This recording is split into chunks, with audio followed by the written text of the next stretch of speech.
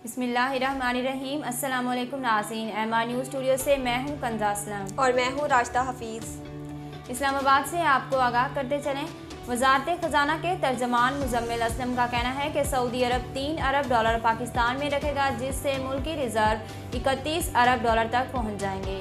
तफसीलात के मुताबिक अपने एक बयान में तर्जमान ने कहा कि सऊदी अरब की जानिब से ये कोई इमदाद नहीं है, बल्कि सऊदी अरब 3 अरब डॉलर पाकिस्तान में रखेगा, जबकि पाकिस्तान मुमलिकत को डिपॉजिट के बदले 3.2% सालाना अदा करेगा। मुज़म्मिल असलम का कहना था कि पाकिस्तान के रिज़र्व 31 अरब डॉलर तक पहुंच जाएंगे। जो कहते हैं डॉलर 180 का हो जाएगा, तो ऐसा कुछ हुकूमत के जहन में नहीं है। भारतीय रकम के इवज़ कोरोना मंफी टेस्ट की जाली रिपोर्ट और वैक्सीनेशन सर्टिफिकेट बनाने में मुलव्वस 11 रुकनी गैंग पकड़ा गया। वफाकी तहकीकाती एजेंसी के एडिशनल डायरेक्टर सिंध इमरान रियाज ने प्रेस कॉन्फ्रेंस करते हुए बताया कि 11 मुल्जिमान का गैंग गिरफ्तार किया है। लेडी हेल्थ वर्कर्स में 2 मुल्जिमान का ताल्लुक महकमे सेहत से है।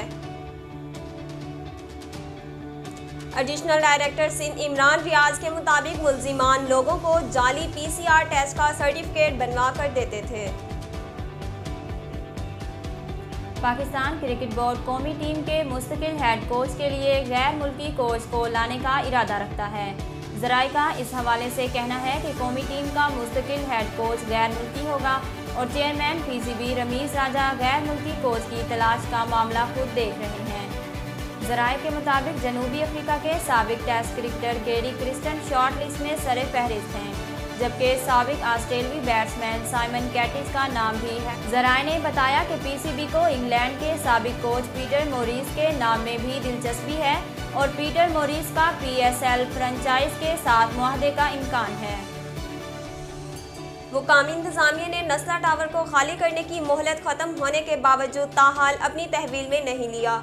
MR न्यूज़ की रिपोर्ट के मुताबिक कराची की मुकामी इंतजामिया ने सुप्रीम कोर्ट के अहकामात की रोशनी में नस्ला टावर के मकीनों को गुज़श्ता रोज़ तक अपने अपने घर खाली कराने की मोहलत दी थी। ताहम अमारत में अब भी कुछ खानदान रिहाइश इख्तियार किए हुए हैं, जबकि रिहायशी बिल्डर्स की नुमाइंदा तंजीम आबाद के नुमाइंदों समेत दीगर अफराद की बड़ी तादाद अमारत के बाहर मौजूद है। वाज़ेह है कि सुप्रीम कोर्ट ने नस्ला टावर को बारूदी मवाद से गिराने का हुक्म दे रखा है।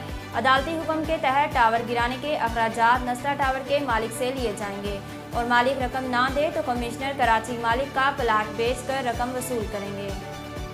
नाजरीन, अब तक के लिए इतना ही। मज़ीद खबरों और तफसीलात के लिए हमारे YouTube चैनल को सब्सक्राइब कीजिए और हमारे Facebook पेज को फॉलो कीजिए। इसके साथ ही अपनी मेज़बान राशिदा हफीज़ और कंज़ा असलम को दीजिए इजाज़त। अल्लाह ने के बाद।